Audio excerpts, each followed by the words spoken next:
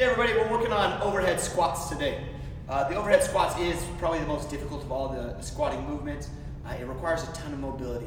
So we'll talk a little bit about how to execute it and maybe some little cheats if you're somebody that has mobility issues. First thing we're gonna do is we're gonna unrack it from the bar, right? So he's gonna get a little bit wider grip than usual. For a back squat, he's gonna walk it back a couple, right? He's gonna make sure it doesn't hit the back of his head. He's just gonna dip, drive, and he's gonna throw that bar up, overhead. A couple of cues that we're going to look for is one is we want to make sure that Schwab's shoulders are pressing up. Two, we want to make sure that his arms are rotating, right? His shoulders are externally rotating in this direction rather than in this direction, right?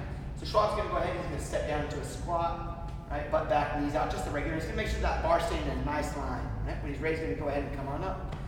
Go ahead and drop that back down to your shoulders if you want, Schwab. One of the biggest things that happens in an overhead squat is it's stretching your flexibility to the max in every direction.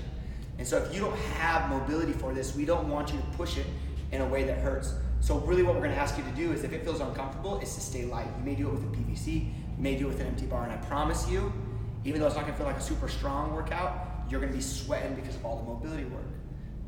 One more time, Sean's gonna dip, drive, and throw that bar back up over his head. And I want you to pay attention as he dips. He's really going to work to keep that arm rotated, and not let it suck forward or suck backwards. Right? I'm going to drop it and rack it. Right? Notice that when he dropped it every time, he dipped his knees to sort of cushion that drop. If you ever get in trouble with that, it's always easy. Just push your butt back.